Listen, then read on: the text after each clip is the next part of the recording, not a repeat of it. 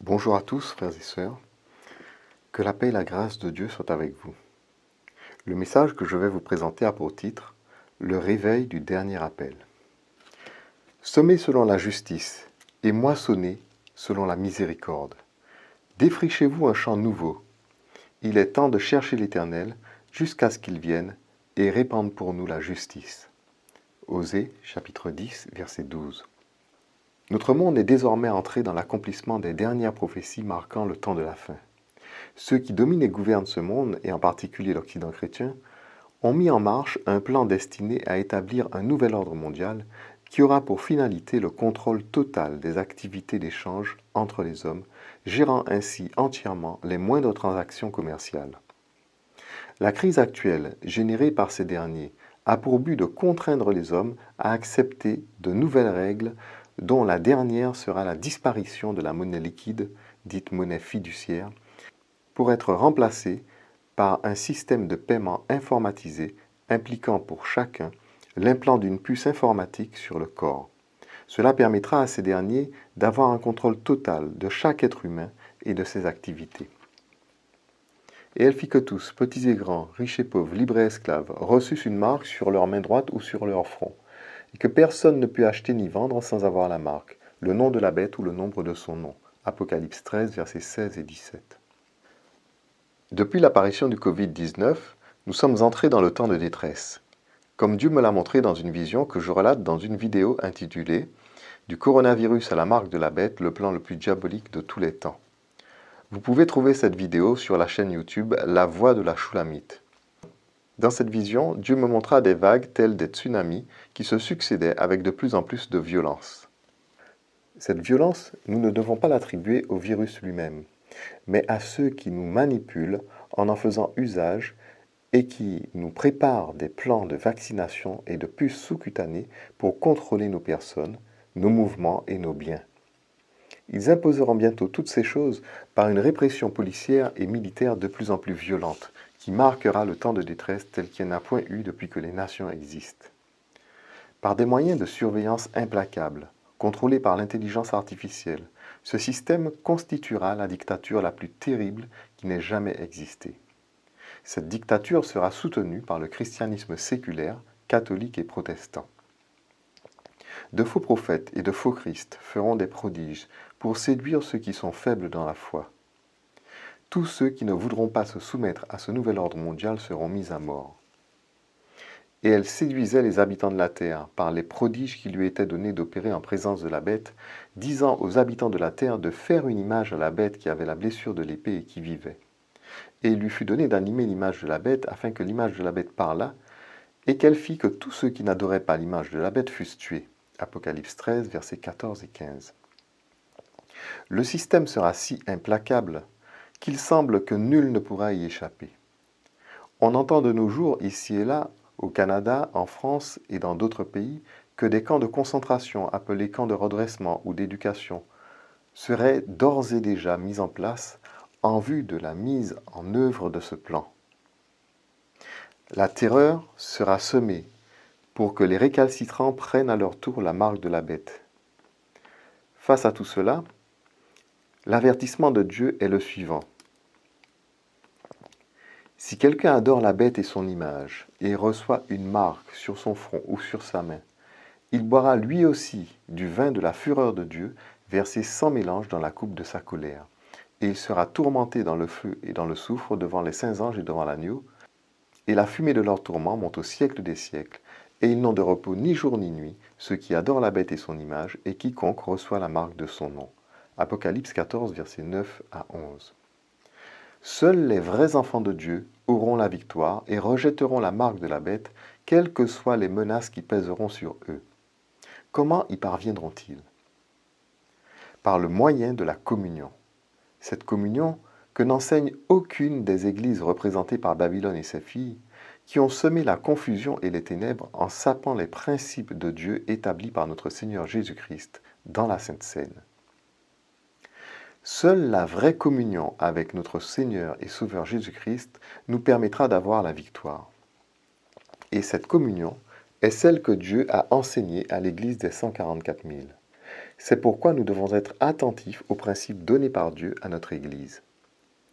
En effet, ceux qui sont décrits au chapitre 11 de l'Apocalypse, à qui Dieu donnera le pouvoir de prophétiser revêtus de sac durant 1260 jours, soit 3 ans et demi, pour annoncer la fin de ce monde et le deuil de Babylone, sont représentés comme étant les 2 témoins de Dieu, les 2 chandeliers et les 2 oliviers.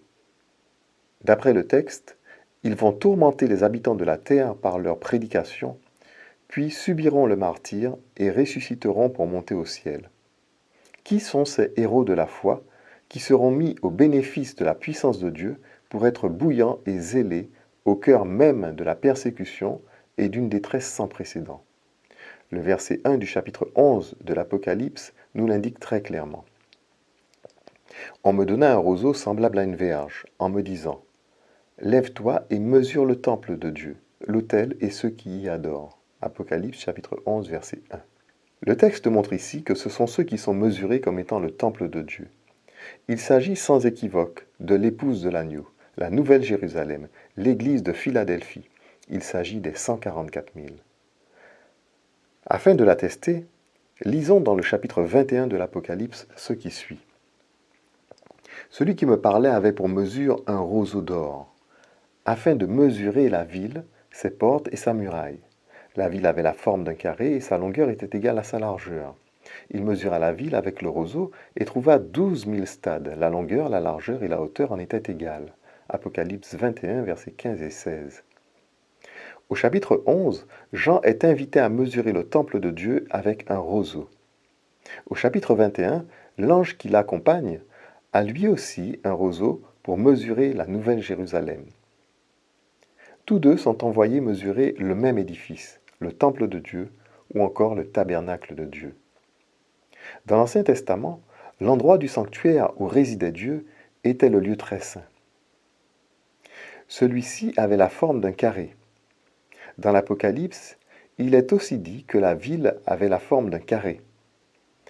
En fait, le lieu très saint où réside notre Créateur a la forme d'un cube.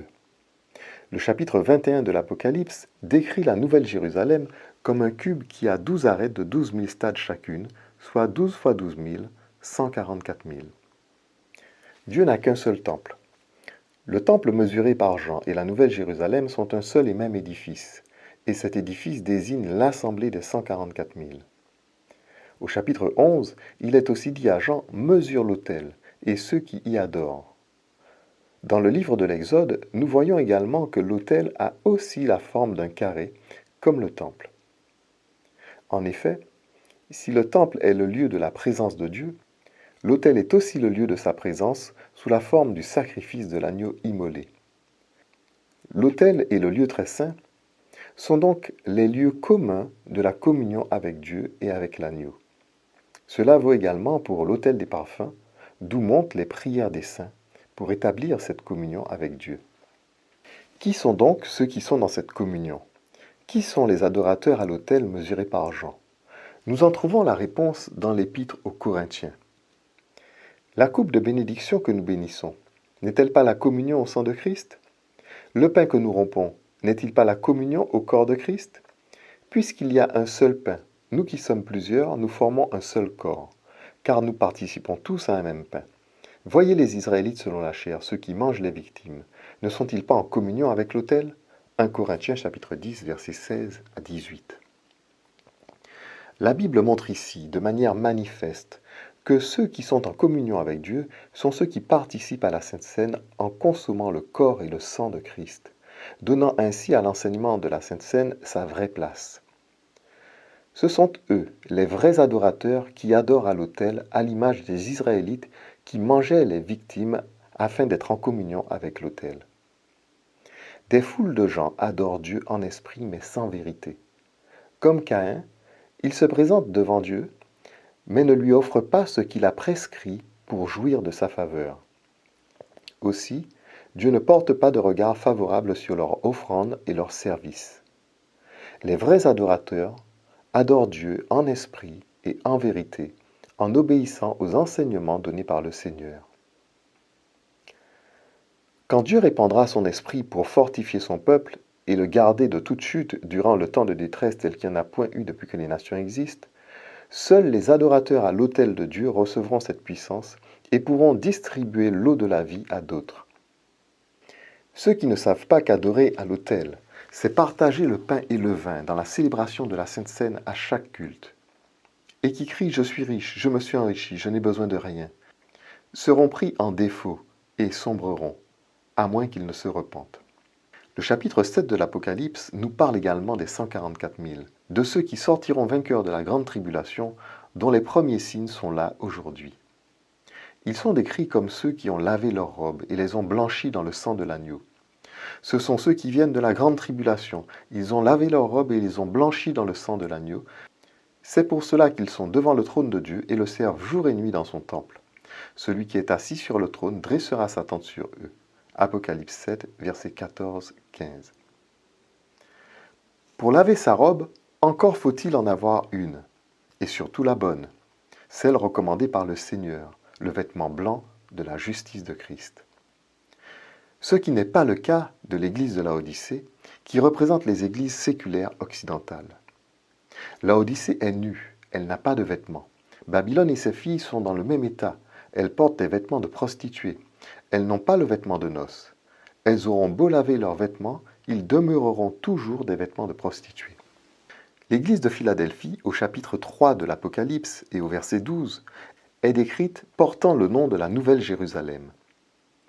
En tant qu'épouse de l'agneau, elle est revêtue de la robe blanche de la justice de Christ. L'Apocalypse signale le moment où l'épouse a été revêtue de la robe blanche de la justice de Christ.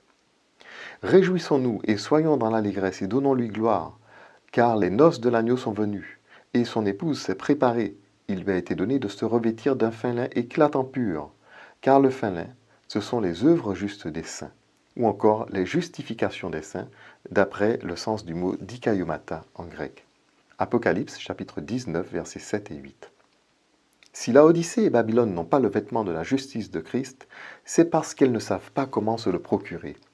Les doctrines que proclament ces églises ignorent le véritable chemin de la grâce et de la justification.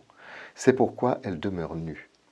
Ces doctrines méconnaissent le rôle important que joue la Sainte Seine et les saintes convocations de Shabbat, des fêtes annuelles et des nouvelles lunes dans la justification et la purification du peuple de Dieu.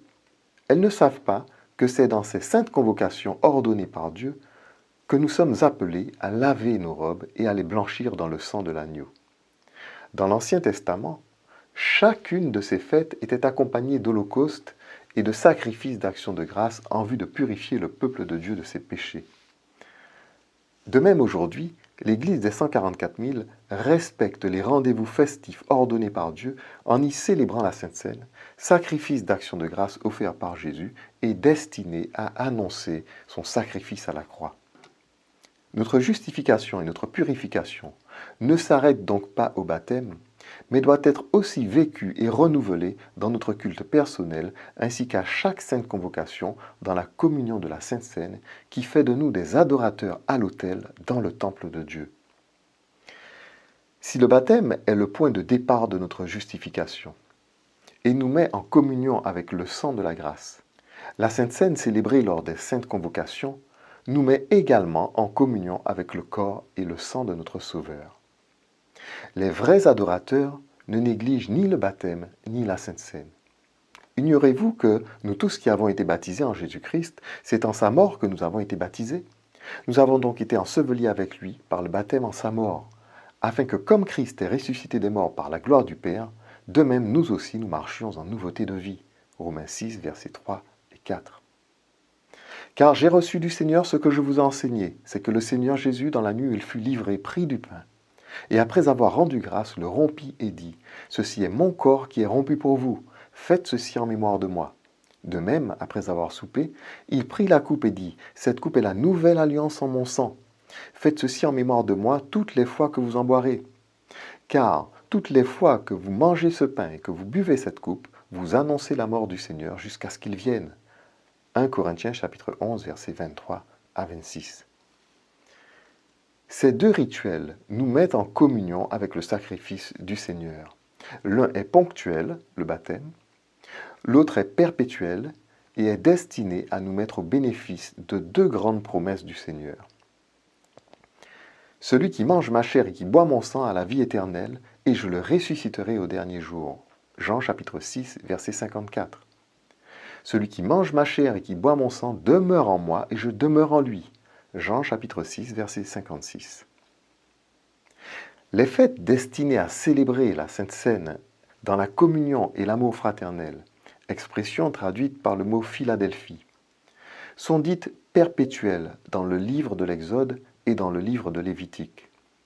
Elles sont en effet perpétuelles, puisque Jésus, lors du souper de Pâques, a promis qu'au ciel, il partagera avec nous le vin nouveau dans son royaume. Je vous le dis, je ne boirai plus désormais de ce fruit de la vigne, jusqu'au jour où j'en boirai du nouveau avec vous dans le royaume de mon Père. Matthieu 26, verset 29. En disant du nouveau, Jésus indique par là que nous célébrerons la fête des tabernacles avec lui au ciel. Le vin nouveau était pressé en automne. C'est en automne que l'on célèbre la fête des tabernacles. Tous ceux qui resteront de toutes les nations venus contre Jérusalem monteront chaque année pour se prosterner devant le roi, l'Éternel des armées, et pour célébrer la fête des tabernacles. Zacharie 14, verset 16.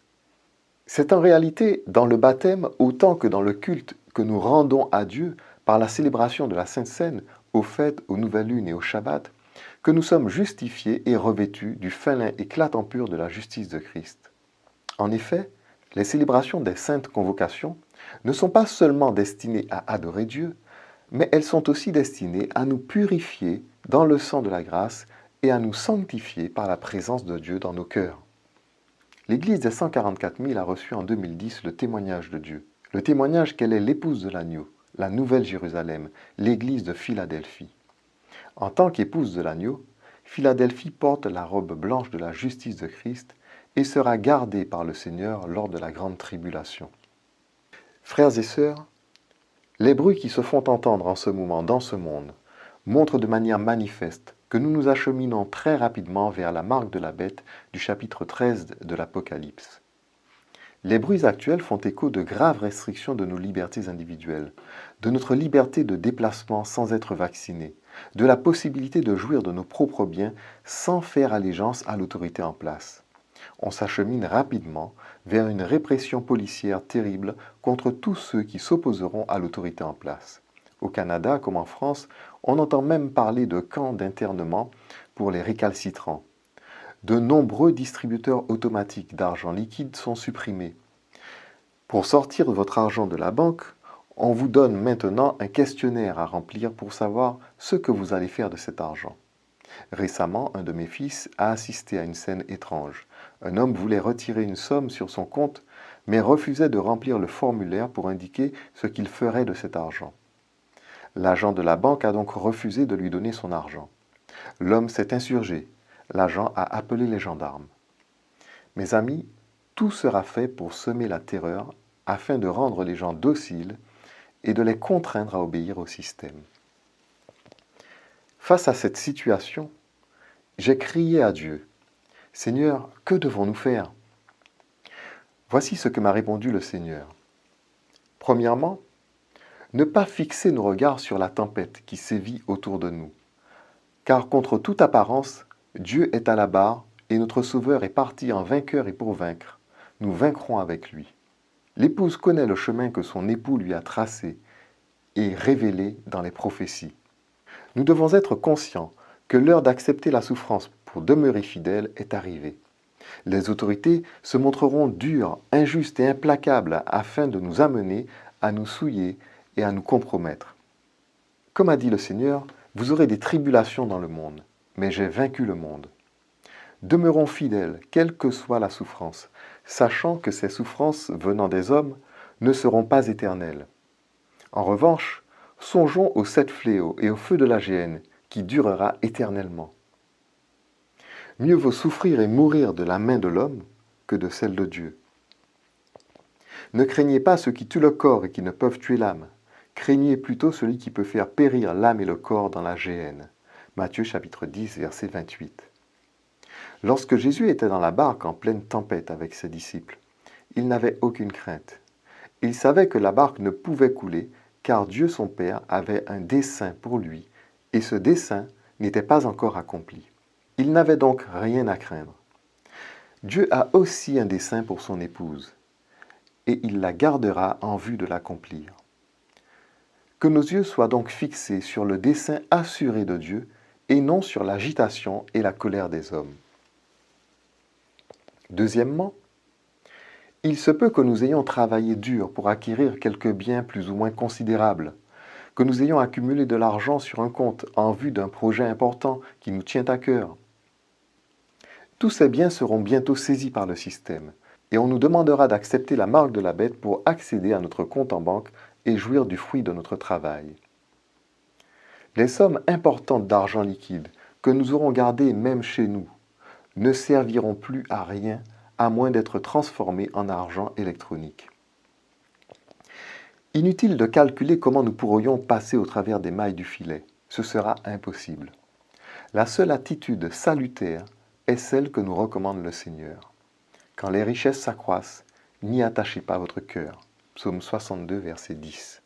Nous devrons nous résoudre à la perte de nos biens sans aucun regret, car ce monde n'aura d'autre avenir que les 7 derniers fléaux. Le seul trésor que nous devons désormais chérir est notre salut éternel et celui de ceux que nous aimons et que nous voulons encourager par notre exemple. Ne cherchons pas à défendre nos droits, nos biens, notre réputation ou notre bien-être face aux agents de Satan, mais pensons uniquement à notre salut éternel. Ces 2 premiers points, ne pas craindre et détacher nos cœurs de nos biens, peuvent se résumer par les paroles de Jésus qui nous disent « Ne crains point, petit troupeau, car votre Père a trouvé bon de vous donner le royaume. Vendez ce que vous possédez et donnez-le en aumône. Faites-vous des bourses qui ne s'usent point, un trésor inépuisable dans les cieux, où le voleur n'approche point et où la teigne ne détruit point. Car là où est votre trésor, là aussi sera votre cœur. » Luc 12, versets 32-34. Troisièmement, gardons les yeux fixés sur notre mission. Quelle est-elle? Proclamer le message des 3 anges d'Apocalypse 14 qui dévoilent 3 choses. Le premier ange, le rétablissement et la proclamation de l'évangile éternel, on pourrait dire encore l'évangile perpétuel, qui a été abandonné des églises séculaires qui ont mis de côté la Sainte Seine et les fêtes de l'Éternel. Le véritable évangile, celui qui est éternel, annonce le sacrifice de Jésus à travers la Sainte Seine et proclame le plan du salut rendu explicite par les fêtes en l'honneur de l'Éternel. Le deuxième ange nous annonce la chute de Babylone et sa fin brutale, et la corruption de cette dernière qui, loin d'être en communion avec l'autel de Dieu et l'Esprit Saint, est ivre du sang de ses victimes et est en communion avec les démons. Vous pouvez voir à ce sujet Apocalypse 14, verset 8, Apocalypse 17, verset 6 et Apocalypse 18, verset 2.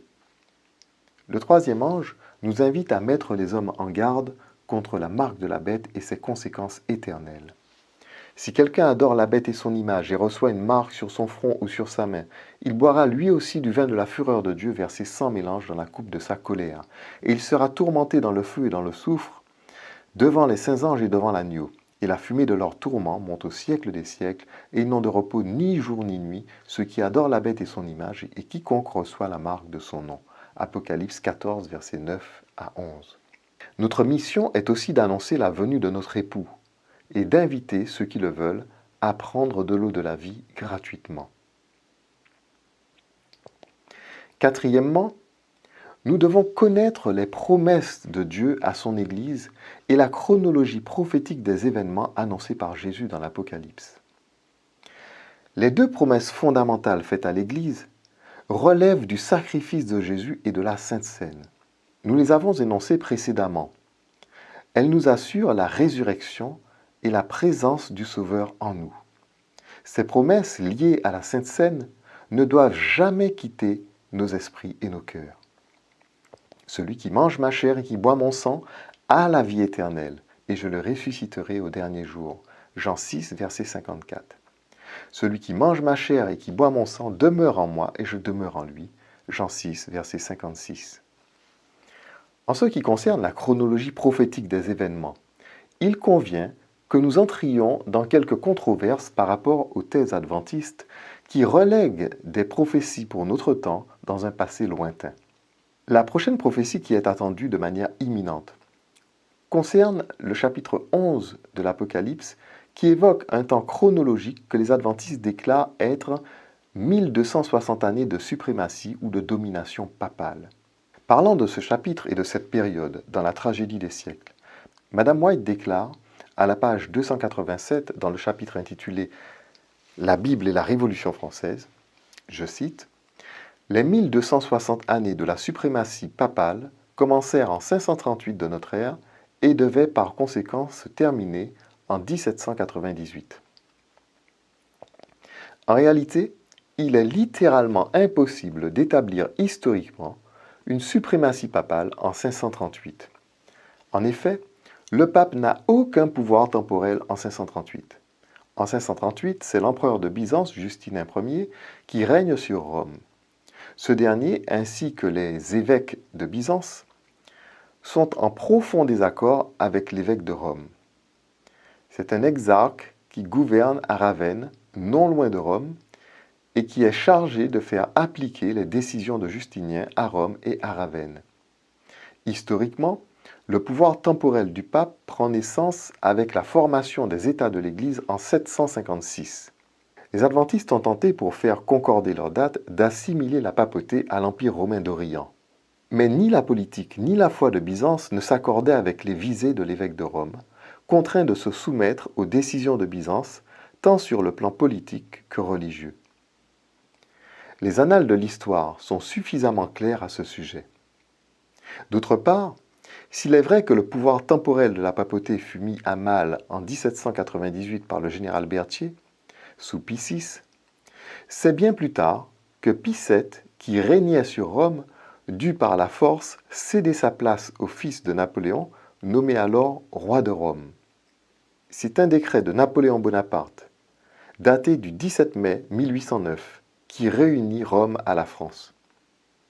Celui-ci déclare « Nous avons décrété et décrétons ce qui suit. Les États du pape sont réunis à l'Empire français. » Il n'existe donc aucun pouvoir temporel et aucune suprématie papale qui ait duré 1260 années en partant de 538 pour aboutir à 1798. D'autre part, l'histoire fait bien mention d'une perte du pouvoir temporel de la papauté, non en 1798, mais en 1809. Les périodes de 1260 jours, de 42 mois ou de un temps des temps et la moitié d'un temps dans les prophéties représentent en réalité 3 ans et demi littéral. La prochaine prophétie attendue par l'Église des 144 000 est celle du chapitre 11 de l'Apocalypse. Dans ce chapitre, au premier verset, le temple qui est mesuré par Jean représente la Nouvelle Jérusalem qui correspond à l'Église des 144 000. Le parvis extérieur, décrit au verset 2, et qui est laissé aux nations, représente la Jérusalem terrestre, celle qui se trouve en Palestine, celle dont Jésus a dit « Et Jérusalem sera foulée aux pieds par les nations jusqu'à ce que le temps des nations soit accompli. » Luc 21, verset 24. D'après ce verset, la Jérusalem terrestre qui se trouve en Palestine sera foulée aux pieds par les nations durant 42 mois, soit 3 ans et demi. Mais le parvis extérieur du temple laisse-le en dehors et ne le mesure pas, car il a été donné aux nations, et elles fouleront aux pieds la ville sainte pendant 42 mois. Apocalypse 11, verset 2. C'est aussi cet événement qu'annonce le prophète Daniel au chapitre 11 et 12 de son livre au sujet du roi du Nord, qui représente l'Occident chrétien. Des nouvelles de l'Orient et du Septentrion viendront l'effrayer, et il partira avec une grande fureur pour détruire et exterminer des multitudes. Il dressera les tentes de son palais entre les mers vers la glorieuse et sainte montagne. Puis il arrivera à la fin, sans que personne lui soit en aide. En ce temps-là se lèvera Michael, le grand chef, le défenseur des enfants de ton peuple. Et ce sera une époque de détresse telle qu'il n'y en a point eu de semblable depuis que les nations existent jusqu'à cette époque. En ce temps-là, ceux de ton peuple qui seront trouvés inscrits dans le livre seront sauvés. Daniel 11, versets 44 et 45 et 12, verset 1. Jésus a fait mention dans le livre de Matthieu de cette période de grands troubles décrite dans Daniel. et qui précédera son retour en gloire. Période durant laquelle les pays occidentaux s'empareront de la ville de Jérusalem, signifiée par la glorieuse et sainte montagne, dans le livre du prophète Daniel, où ils établiront le palais de leur domination sur le monde. Dans ce passage de Matthieu, Jésus n'hésite pas à faire référence au prophète Daniel et à utiliser le même langage que lui pour permettre de situer cet événement dans le temps. Il nous dit: c'est pourquoi lorsque vous verrez l'abomination de la désolation dont a parlé le prophète Daniel établi en lieu saint, que celui qui lit fasse attention. Alors que ceux qui seront en Judée fuient dans les montagnes, priez pour que votre fuite n'arrive pas en hiver ni un jour de Shabbat. Car alors la détresse sera si grande qu'il n'y en a point eu de pareil depuis le commencement du monde jusqu'à présent et qu'il n'y en aura jamais. Et si ces jours n'étaient abrégés, personne ne serait sauvé. Mais à cause des élus, ces jours seront abrégés. Matthieu 24, versets 15, 16 et 24, 21 à 22. La Bible annonce clairement que les pays occidentaux, ceux du Nord, prendront possession de la ville de Jérusalem en Palestine pour en faire la capitale de leur mondialisation. Le chapitre 11 de l'Apocalypse montre qu'à compter de cet événement, ces nations fouleront aux pieds Jérusalem pendant 42 mois, soit 3 ans et demi. Jésus a déclaré que quand nous verrons cet événement se produire, nous devrons être particulièrement attentifs. Que celui qui lit fasse attention. Matthieu 24, verset 15. En effet, ce moment sera déterminant. Il marquera aussi le moment choisi par Dieu pour accorder à son peuple la puissance de son esprit, pour achever son œuvre. L'Apocalypse déclare: je donnerai à mes 2 témoins le pouvoir de prophétiser revêtus de sac pendant 1260 jours. Ce sont les 2 oliviers et les 2 chandeliers qui se tiennent devant le Seigneur de toute la terre. Si quelqu'un veut leur faire du mal, du feu sort de leur bouche et dévore leurs ennemis. Et si quelqu'un veut leur faire du mal, il faut qu'il soit tué de cette manière. Ils ont le pouvoir de fermer le ciel afin qu'il ne tombe point de pluie pendant les jours de leur prophétie. Ils ont le pouvoir de changer les eaux en sang et de frapper la terre de toute espèce de plaie chaque fois qu'ils le voudront. Apocalypse chapitre 11, versets 3 à 6. Ainsi, tandis que les nations fouleront aux pieds la ville sainte pendant 3 ans et demi, l'Église de Dieu recevra la puissance de l'Esprit pour prophétiser revêtue de sac durant 1260 jours, soit 3 ans et demi. Les 2 témoins, les 2 oliviers et les 2 chandeliers représentent l'Église des 144 000 remplie du Saint-Esprit, ou encore l'Esprit et l'Épouse. Dans l'Apocalypse, le Saint-Esprit et l'Église sont tous 2 représentés par un chandelier à 7 branches. Devant le trône brûlent 7 lampes ardentes, qui sont les 7 esprits de Dieu. Apocalypse chapitre 4, verset 5. Les 7 esprits de Dieu représentent la plénitude du Saint-Esprit. L'Église aussi est symbolisée par un chandelier. Le mystère des 7 étoiles que tu as vu dans ma main droite et des 7 chandeliers d'or. Les 7 étoiles sont les anges des 7 églises et les 7 chandeliers sont les 7 églises. Apocalypse chapitre 1, verset 20. De même, la parole témoigne que le Saint-Esprit est un témoin de Dieu et que ses serviteurs sont aussi des témoins de Dieu. Quand sera venu le Consolateur que je vous enverrai de la part du Père, l'Esprit de vérité qui vient du Père, il rendra témoignage de moi. Et vous aussi, vous rendrez témoignage, parce que vous êtes avec moi dès le commencement. Apocalypse 15, versets 26-27. Dans le prophète Zacharie, les 2 oliviers représentent les 2 oins qui se tiennent devant Dieu, c'est-à-dire ceux qui ont été mis à part pour le service de Dieu. Je pris la parole et je lui dis: que signifient ces 2 oliviers à la droite du chandelier et à sa gauche? Je pris une seconde fois la parole et je lui dis: que signifient les 2 rameaux d'olivier qui sont près des 2 conduits d'or, d'où découle l'or? Il me répondit: ne sais-tu pas ce qu'ils signifient? Je dis: non, mon Seigneur. Et il dit: ce sont les 2 oins qui se tiennent devant le Seigneur de toute la terre. Zacharie chapitre 4, versets 11 à 14. Zacharie ne comprenait pas le rôle des 2 oins et la vision qu'il avait. La réponse que Dieu lui fait révèle la même chose que le chapitre 11 d'Apocalypse, à savoir qu'à une certaine heure, Quand arrivera le temps de détresse, tel qu'il n'y en a point eu depuis que les nations existent, temps de détresse représenté dans Zacharie par une grande montagne, Dieu interviendra en accordant à son peuple la puissance de son Saint-Esprit. Voilà ce que dit le livre de Zacharie. L'ange qui parlait avec moi me répondit. Ne sais-tu pas ce que signifient ces choses? Je dis non, mon Seigneur. Alors il reprit et me dit, c'est ici la parole que l'Éternel a adressée à Zorobabel.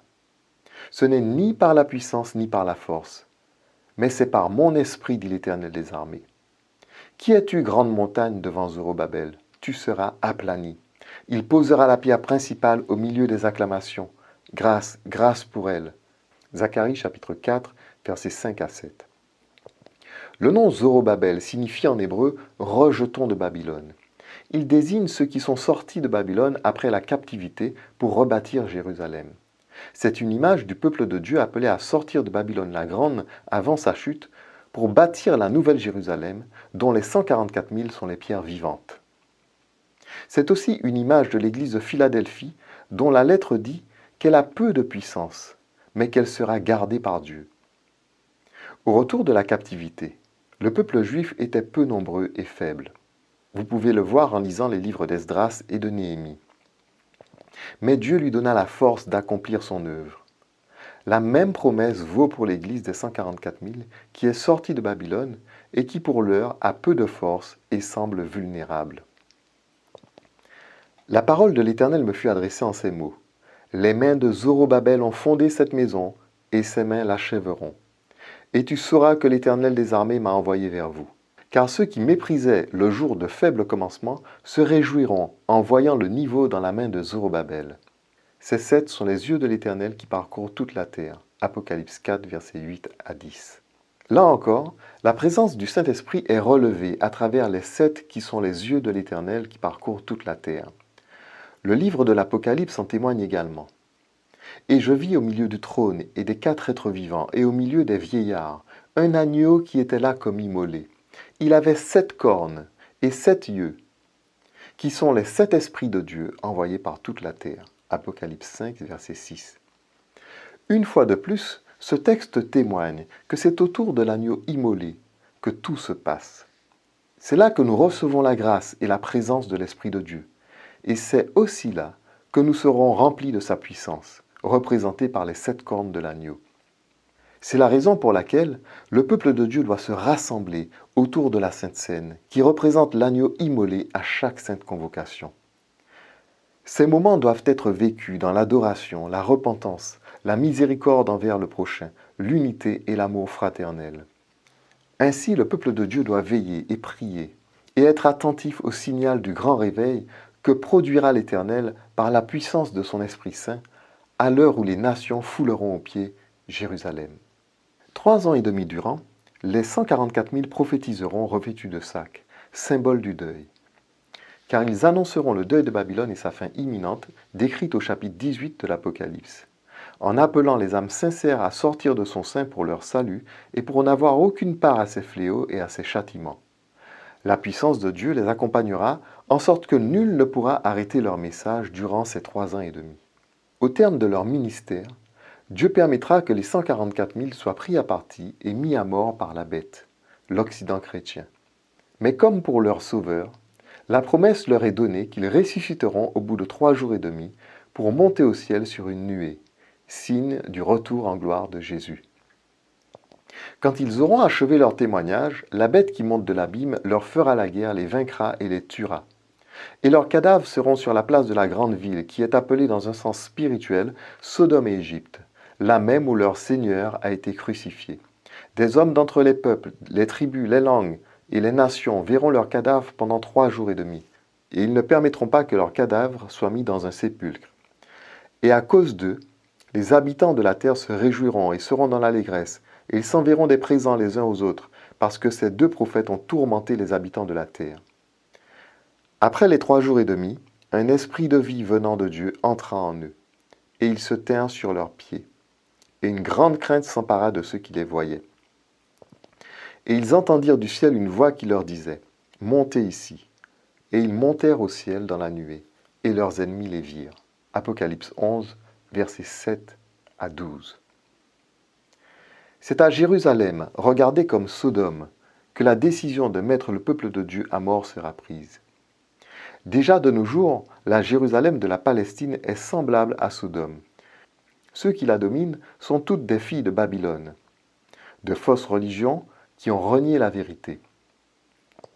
On y trouve l'islam, le judaïsme, le catholicisme et de nombreuses églises protestantes, sans compter les ordres mystiques comme la franc-maçonnerie, les Templiers et autres qui relèvent de rites égyptiens, d'où le fait que l'Apocalypse l'appelle Sodome et Égypte.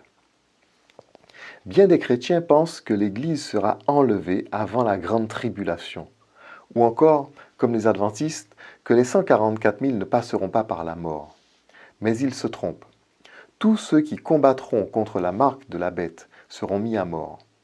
C'est ce dont témoigne le chapitre 20 de l'Apocalypse, qui dit qu'ils ressusciteront pour régner 1000 ans avec Christ. Et je vis des trônes, et à ceux qui s'y assirent fut donné le pouvoir de juger. Et je vis les âmes de ceux qui avaient été décapités, à cause du témoignage de Jésus et de la parole de Dieu, et de ceux qui n'avaient pas adoré la bête ni son image, et qui n'avaient pas reçu la marque sur leur front ou sur leurs mains.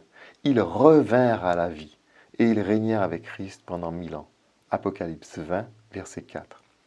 Les 144 000 sont ceux qui portent le sceau de Dieu, et qui avertiront le monde de ne pas prendre la marque de la bête, en donnant l'avertissement du troisième ange d'Apocalypse 14. Tous ceux qui refuseront cette marque seront mis à mort. C'est pourquoi Jésus a donné cette mise en garde. Celui qui voudra sauver sa vie la perdra, mais celui qui perdra sa vie à cause de moi et de la bonne nouvelle la sauvera. Marc 8, verset 35. La Sainte Seine contient la promesse de la vie éternelle. C'est pourquoi nous ne devons pas craindre la mort.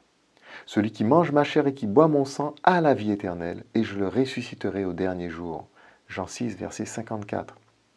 Croyons au Seigneur, marchons dans ses enseignements et dans l'institution sacrée de la Sainte Seine, car notre Seigneur est fidèle et juste. Jésus lui dit, « Je suis la résurrection et la vie. Celui qui croit en moi vivra, quand même il serait mort. Et quiconque vit et croit en moi ne mourra jamais. Crois-tu cela ?» Jean chapitre 11, versets 25-26. C'est à cette résurrection que nous voulons parvenir, en suivant les enseignements du Seigneur, en accomplissant la mission que Dieu nous a confiée et en ayant l'assurance de ses promesses. Que Dieu vous bénisse tous. Amen. Amen.